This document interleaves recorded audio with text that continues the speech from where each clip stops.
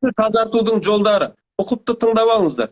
Үйді тазартудың жолдары. Ешкімді шақырудың керегі жоқ. Ешкімді шақырудың керегі жоқ. Ешкімге ақша төлеудің керегі жоқ. Ақылың бар ғой. Соның істегенін өзің де істей аласың. А'раф сүресі. А'раф сүресінің 117-ші, 122-ші аяттары. Бұл жынға, мына қазір мен ең маңызды деген 3 Құранның аятын айтамын. Осы Құран аяттарын суға үрлейсіз. Осыны оқып отырып, суға, 5 литрлік суға, 10 литрлік суға да, жаңағы, ол 10 литрлік болса да болады, дозасы аз болып қалады екен деген нәрсе жоқ ондай. Су информация қабылдайды, білесің бе? Енді қара, осы Құран аяттарын даусыңды шығарып отырып, сол суға үрлейсің. Деп ше? Қазір қалай істейтін бәрін анықтап түсіндіріп беремін. Сөйтіп, сол суды үйіңе бұрыш-бұрыштарына бисмилланы айтып жүріп, шашып тастайсың. Қанша күнге жетсе де шаша бер, ешқандай проблема жоқ. Қараңыз, бұл 3 аят, мынау жынға қарсы аяттар. Сиқырға, дуаға қарсы аяттар. Біріншісі, кейін шынымен, осы мен айтқан аяттарды ашып, қазақша мағынасын оқып көрсеңіздер, өз сол жерде айтылады, не оқиғалар болып жатқаны. Біріншісі, А'раф сүресі 117-ші, 122-ші аяттар. 10 литрлік суды, 5 литрлік суды алдыңызға қойдыңыз. Не болмаса бір шелекке суды құйып алдыңызға қойдыңыз. Сөйтіп, жаңағы аятты алдыңызға қойып аласыз да, не болмаса енді Құран оқи алатын имамды шақырып, попросить етсеңіз, сұрансаңыз, Құран оқи алатын жігіттер осыны істесе болады.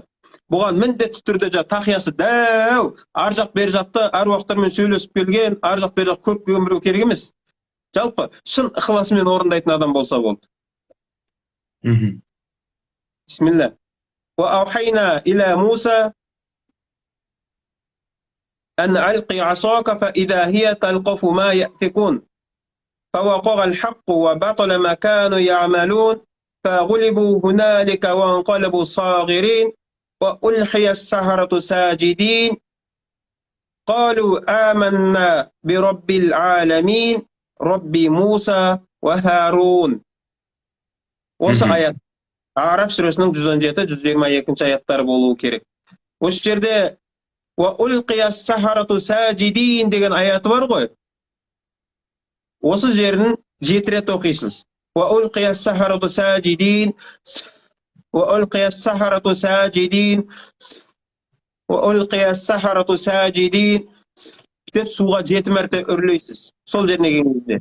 Ары қарай قَالُوا آمَنَّا بِرَبِّ الْعَالَمِينَ رَبِّ مُوسَى وَهَارُونَ деп өтесіз. Одан кейін екінші аят. Юнус сүресі 181-182 аяттары. Қала Муса ма життум бихи сихру инналлаха сайбтилу. Осы сөзді 7 рет оқисыз. Инналлаха сайбтилу инналлаха сайбтилу инналлаха сайбтилу деп 7 рет оқып үрлейсіз суға. Одан кейін осы 7 рет үрлеп болғаннан кейін инналлаха сайбтилуху инналлаха ла юслиху амалал муфсидин ва юхиqqullahu al-haqqa би калиматихи валау карихал мужримун деп аятты оқып бітіріп тағы бір рет үрлейсіз. Одан кейін Таха сүресінің 69-шы аяты. Сол бетті ашасыз. Сөйтіп Таха сүресінің 69-шы аятын оқисыз. إنما صنعوا كيد ساحر ولا يفلح الساحر حيث أتى. Осы жерді 7 мәрте оқып إنما صنعوا كيد ساحر ولا يفلح الساحر حيث أتى деп осыны 7 мәрте оқып суға үрлейсіз. Сөйтіп осы суды бетін жауып қойып қойсаңызда, күніге осы суды жаңағы қазір мына бризгалик бар ғой, піс деп су шашатын. Сондай су шашатынмен алып күніге үйдің бұрыштарына, кіреберістен бүкіл бөлменің үйдің бұрыштарына сеуіп шығасыз мынандай пысылдақпен. Бірақ әжетхана, туалет, ванналарға керек емес. Өйткені бұл су жаңа Құранды өзіне қамтыған су болғандықтан қажет емес. Әжетхана, туалет, ванный, жаңа душевойларыңызға сеппей қойыңыз. Қалған басқа бөлмелерге 5 күн, 6 күн, 10 күнге шейін күніге бисмиллахын айтып жүріп, сол бұрыш-бұрыштың бәріне үйдегі осы суды сеуіп шығыңыз. Бұл үйді тазартады. Үйді жын-жыбырлардан тазартады. Қажеке. Және үйіңізге Құран оқыңыз. Пайғамбар саллаллаху алейхи вассалам айтады, Құран оқыңдар дейді, үйлеріңде. Бақара сүресін оқыңдар дейді.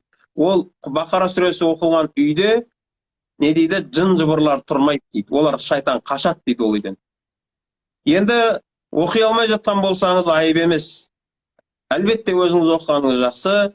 Егер оқи алмай жатқан болсаңыз, онда жаңағы қазіргі аудиолар бар ғой, айқайлатып қойып қоятын. Құранды, Бақара сүресін үйіңізде қайта-қайта қойып жүріңіз. Бұл айына бір мәрте істеп қоятын нәрсе емес, әрдайым істеп тұрғаныңыз сіз үшін жақсырақ болады. Үйіңіз сонымен тазарады. Ал өзіңізге қатысты үйіңізден бөлек кез келген жерде уайымсыз таза жүремін дейтін болсаңыз, мұсылман қорғанында бар дұғалар. Бұл жаңағы мен айтып жатқан аяттар көбінесе осы имамдарымыз бар ғой, осы жын тигендерді оқып жүрген имамдарымыз осы аяттарды қолданады.